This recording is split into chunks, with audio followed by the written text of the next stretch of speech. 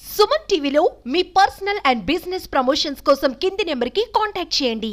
Hi hello నమస్తే, welcome to Suman TV. నేను మీ సుకన్య. మీకు తెలుసు కదా, ఆల్రెడీ మనం దేవాలయాల గురించి వాటి యొక్క చారిత్రాత్మక విషయాల గురించి అందరికీ తెలియచేసే ప్రయత్నంలో ఉన్నామని. దీనిలో చిన్న పాయింట్ ఏంటంటే, మనం దగ్గరలో ఉన్న లేదంటే మన ఊర్లలో ఉన్న దేవాలయాలకి మనం డైలీ వెళ్తుండే వాళ్ళు ఉంటారు, వారానికి ఒకసారి 2 times 3 times అలా వెళ్ళుండే వాళ్ళు ఉంటారు. బట్ దాని యొక్క చారిత్రాత్మక కథను చాలా మందికి తెలియదు అనమాట.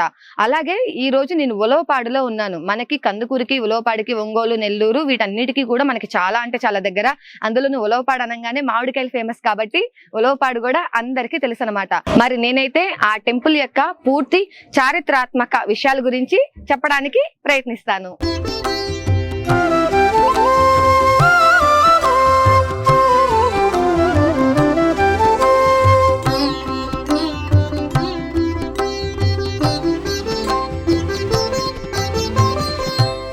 అసలు ఇక్కడ ఈ దేవాలయం ఏర్పరచడానికి కారణం ఏంటో తెలుసా? ఇది 180 సంవత్సరాల క్రితం జరిగిన చరిత్ర అనమాట. పూర్వము కాశీకి అందరూ కాలి నడకన వెళ్ళేవారు కదా, వాళ్ళందరూ కూడా ఈ ఉలవపాడు, కావలి ఇలా ఈ ఊర్ల మీద నుంచే వెళ్తూ ఉండేవారట. అయితే ఒకానొక టైంలో ఒక కుటుంబం వచ్చేసరికి వాళ్ళు బాగా స్థిరపడి బాగా డబ్బులు సంపాదించి ఈ ఊర్లో స్థిరపడిపోయినారనమాట. అప్పుడు వాళ్ళు ఈ ఊర్లో మనం ఏదైనా దేవాలయం నిర్మిస్తే బాగుంటుంది అని చెప్పేసి ఇక్కడ వేణుగోపాల స్వామి ఆలయం నిర్మిస్తారు. అది ఇప్పుడు ప్రెజెంట్ ఉన్న ఈ నీలకంఠేశ్వర స్వామి దేవస్థానం పక్కనే ఉంటుందన్నమాట. ఆ వేణుగోపాల స్వామి ఆలయం నిర్మించి వచ్చే పోయే భక్తులందరికీ భోజనాలు ఏర్పాటు చేస్తూ ఇక్కడ ఊర్లో ఉండే వాళ్ళకి, బయట పేదవాళ్ళకి ఎవరైతే ఉంటారో డైలీ అలాగా అన్నదానం చేస్తూ ఉండేవాళ్ళు అనమాట. అయితే అదే క్రమంలో ఒక రోజు సాధువులు వస్తారు. సాధువులు వచ్చిన తర్వాత ఈ వేణుగోపాల స్వామి ఆలయం చూసి, ఇక్కడ వేణుగోపాల స్వామి ఆలయం అయితే ఉంది, ఇక్కడ శివాలయం ఎక్కడుంది అని అడుగుతారు. ఈ ఊర్లో శివాలయం లేదయ్యా అంటారు. అప్పటికి ఈ ఉలవపాడు గ్రామంలో శివాలయం అనేది లేదు. అప్పుడు శివాలయం లేని ఊర్లో నేను భోజనం చెయ్యను అని చెప్పేసి ఆ సాధువులంతా అంటారు. అయ్యో, మహానుభావులైన సాధువులు మనకు తెలుసు, ఎంత పుణ్యంగా వాళ్ళని భావిస్తామో, సాక్షాత్తు ఆ శివ నీలకంఠేశ్వర స్వామి వచ్చిన విధంగా మనం భావిస్తాము. అలాంటి సాక్షాత్తు ఆ సాధువులే భోజనం చేయను అనేసరికి ఆ కుటుంబీకులకి చాలా బాధ కలుగుతుంది. అయితే ఇలా కాదు అని చెప్పేసి ఆ ఊర్లో అప్పుడే శివాలయం నిర్మించాలని అనుకుంటారు. అలా అనుకొని కాశీ నుంచి సాలగ్రామ నీలకంఠేశ్వర స్వామిగా తీసుకురావటానికి సాలగ్రామ స్ఫటికలింగాన్ని అయితే ఇక్కడికి తీసుకొని వస్తారు. కాశీ నుంచి స్వయంగా తీసుకొచ్చి ఇక్కడ ప్రతిష్ఠిస్తారు. మామూలుగా సాలగ్రామం అనగానే నల్లగా కనిపిస్తుంది, కానీ ఇక్కడ ఈ నీలకంఠేశ్వర స్వామి దేవస్థానంలో సాలగ్రామం అంటే ఈ శివలింగం ఏదైతే ఉందో అది స్ఫటికలింగం, అది తెల్లగా ఉంటుంది. అంతేకాకుండా అసలు ఈ నీలకంఠేశ్వర స్వామి అని ఎందుకు అంటున్నారు అని అంటే, మన శివయ్యకి గరళంలో ఇక్కడ బ్లూగా ఉంటుంది. దేనికి ఉంటుంది? విషం మింగటం వలన అలా ఉంటుంది కదా. అలాగే ఇక్కడున్న ఈ స్ఫటికలింగంలో కూడా తెల్లగా ఉన్న ఇక్కడ బ్లూగా చారలు అయితే కనిపిస్తాయి అన్నమాట. అవి విషపు గుర్తులు అని చెప్పి ఈ స్ఫటికలింగానికి అంత మహిమ ఉందని చెప్పి సాక్షాత్తు ఆ నీలకంఠేశ్వరుడే శివకాశీ నుంచి ఇక్కడికి వచ్చి ఇక్కడ ప్రతిష్ఠితం అయ్యాడని అందరూ అంటుంటారు.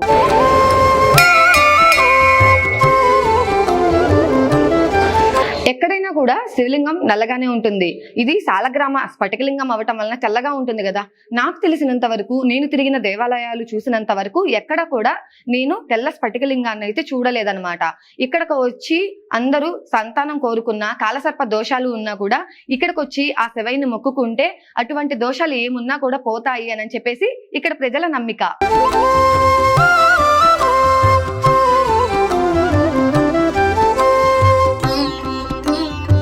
ఇక్కడ ఈ నీలకంఠేశ్వరుణ్ణి మీరు స్ఫటికలింగంలో అంటే తెల్ల స్ఫటికలింగంలో చూడాలి అంటే అభిషేకానికి ముందు చూడాల్సిందే అన్నమాట.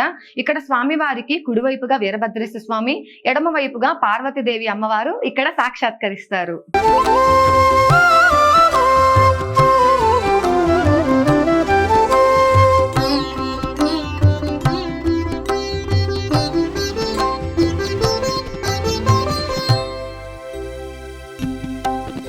ఇది కార్తీక మాసం కదా. ఈ కార్తీక మాసంలో అసలే విష్ణాలయాలు, శివాలయాలు చాలా అంటే చాలా బిజీగా ఉంటాయి. ఈ కార్తీక మాసంలో దీపాలు పెట్టడానికి వచ్చే భక్తులతో పాటు అయ్యప్ప భక్తులు కూడా ఇక్కడికి ఎక్కువ వస్తూ ఉంటారనమాట. అంతకుముందు ఈ శివాలయంలో అయ్యప్ప భక్తులు వచ్చి మఠం పెట్టుకొని ఇక్కడే స్నానం ఆచరించి ఇక్కడ దీపాలతో అయ్యప్ప స్వామిని కొలిచి వెళ్తుండే వాళ్ళు అనమాట. సో కాలక్రమేణా అయ్యప్ప స్వామి భక్తులందరూ కూడా చాలా ఎక్కువైపోయారు.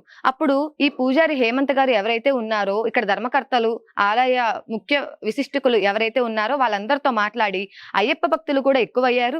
మరి మన శివాలయము ఇక్కడే ఉంది, దాని పక్కన విష్ణాలయము పక్కనే ఉంది, మరి ఈ రెండిటి మధ్య హరహరసుతుడైన అయ్యప్ప స్వామిని కూడా ఇక్కడే ప్రతిష్ఠిస్తే బాగుంటుంది కదా అని తలిచారు. ప్రజెంట్ అయితే కార్తీక మాసం, ఈ కార్తీక మాసం అంతా కూడా శివాలయాలు, విష్ణాలయాలు, హరహరసుతుల భక్తులతో, అంతేకాకుండా భక్త జనాలతో, ధూప దీప నైవేద్యాలతో ఈ శివాలయాలు, విష్ణాలయాలంతా కూడా ఈ కార్తీక మాసం అంతా బిజీగా ఉంటాయి.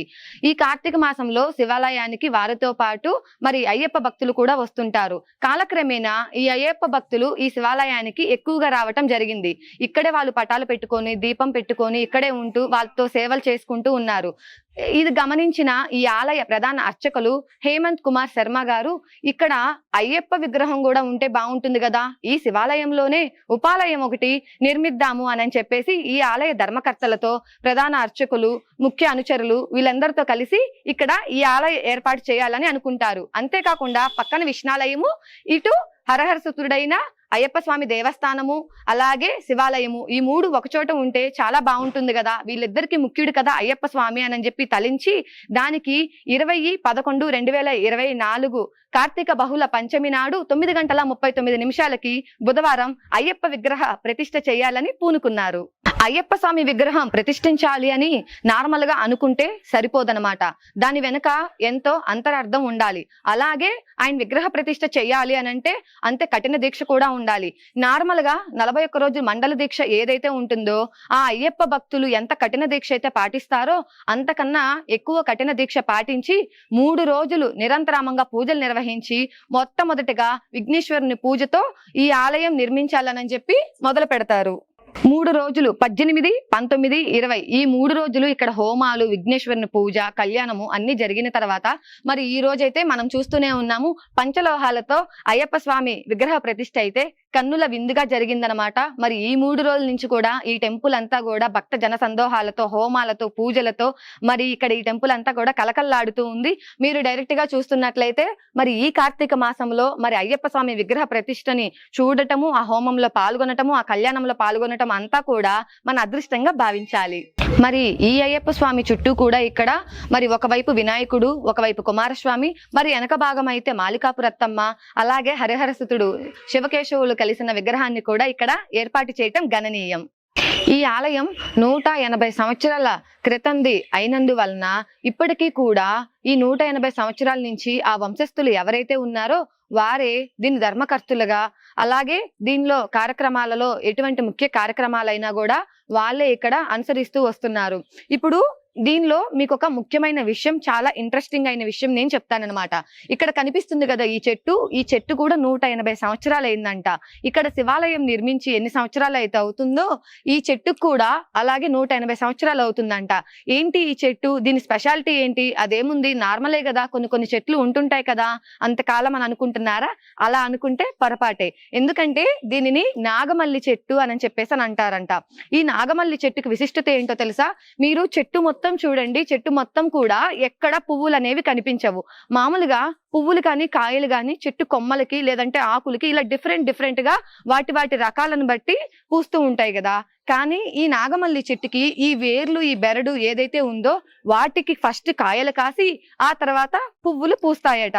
అయితే ఒకటి ఇక్కడ ఈ పువ్వులు కూడా బ్రహ్మ ముహూర్తం అని అంటారు కదా, ఎర్లీ మార్నింగ్ 4 నుంచి 5 ఈ మధ్యలోనే ఆ కాయ పువ్వులాగా వికసిస్తుందంట. ఆ తర్వాత 5 నుంచి 7 లోపు ఆ పువ్వు దానంతట అదే రాలిపోతుందంట. రాలిపోయేటప్పుడు కూడా పువ్వులాగా రాలదంట. ఈ పువ్వుకి ఉన్న విశిష్టత ఏంటో తెలుసా? ఈ పువ్వు చూడటానికి మధ్యలో శివలింగం పైన నాగపడగ ఎలా అయితే ఉంటాయో ఈ పువ్వు కూడా చూడటానికి అలాగే ఉంటుంది.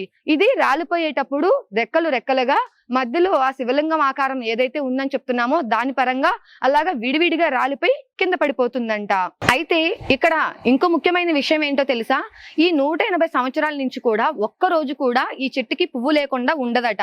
ఈ పువ్వులతో ఆ శివయ్య స్వామిని ఆరాధించి కొలిచిన వారికి కాలసర్ప దోషము, సంతానలేమి సమస్యలున్నా, ఇంట్లో సమస్యలున్నా కూడా ఈ పువ్వులు తీసుకొచ్చి ఆ శివయ్య ముందు పెట్టి ఆరాధిస్తే వాళ్ళకి ఎటువంటి దోషాలున్నా కూడా, ఎటువంటి సమస్యలున్నా కూడా పోతాయట. దీనికి సీజన్ అనేది లేకుండా ప్రతిసారి ప్రతిరోజు కూడా కనీసం ఒక్క పువ్వు అయినా ఈ చెట్టుకి ఉంటుందంట. ఈ కార్తీక మాసంలో మనం శివయ్య స్వామిని దర్శించటమే ఒక ముఖ్య విశేషం అయితే, అందులోనూ ఈ కార్తీక మాసంలో అయ్యప్ప స్వామి విగ్రహ ప్రతిష్ఠ చూసి దానిలో పాల్గొనటం కూడా అంతకన్నా అదృష్టమనే భావించాలి. మరి ఈ 3 రోజుల నుంచి ఇక్కడ జరిగిన అయ్యప్ప స్వామి విగ్రహ ప్రతిష్ఠలో జరిగిన కార్యక్రమాల గురించి మరి ఈ ఆలయ ప్రధాన అర్చకులు హేమంత్ కుమార్ శర్మ గారు మీకు వివరిస్తారు. నమస్కారం పూజారి గారు. మరి ఇక్కడ ఈ నీలకంఠేశ్వర స్వామి దేవస్థానంలో ఈ కార్తీక మాసంలో అయ్యప్ప స్వామి విగ్రహ ప్రతిష్ఠ అయితే చేశారు. మరి ఇక్కడ 18, 19, 20 ఈ 3 పర్వదినాలలో జరిగే కార్యక్రమాలు ఏంటి? 18వ తేదీ ఉదయము స్వామివారి యొక్క ప్రయాణిక దీక్ష అంటే 3 రోజుల పాటు జరిగే ఈ యొక్క ప్రతిష్టా మహోత్సవంలో భాగంగా ఉదయము స్వామివారికి ప్రారంభంగా గణపతిని ఆరాధించడంలో గణపతి పూజ, తదుపరి ఈ యొక్క స్థల శుద్ధి కోసము పుణ్యాహవాచన, తదుపరి పంచగ్రహోపాసన అంటే ఒక యజమానులు కూడా శుద్ధి కావాలి, దానికోసం ఈ పంచగ్రహోపాసన అనేది చేయడం జరిగింది. తదుపరి ఈ యొక్క 3 రోజులు కూడా వాళ్ళు చాలా దీక్షతోటి ఈ యొక్క కార్యక్రమంలో పాల్గొనాలి. రోజువారీ కాకుండా దినచర్యగా కాకుండా ఈ 3 రోజులు కఠిన నిష్ఠతోటి దీక్షతోటి కూడా వాళ్ళు ఉండాలి. మేమైతే అదృష్టంగా ఉంటామో వాళ్ళు ఉండాలి కాబట్టి ఆ దీక్ష మేము స్వీకరిస్తున్నాం అనే దానికి దీక్షాదానం కంకణదానం జరిగింది. తదుపరి సాయంకాలము మృత్యుంజయం ఆ యొక్క మన సనాతన ధర్మంలో భూమి పూజ చేయడం అనేది ఆనవాయితీగా వస్తున్నది. అదేగా శైవాగమంలో కూడా ఆగమ ప్రకారంగా స్వామివారి కైంకర్యంలో ఈ యొక్క అంకురార్పణతో ప్రారంభమవుతుంది. ఆ విధంగా అంకురార్పణ ప్రారంభించారు.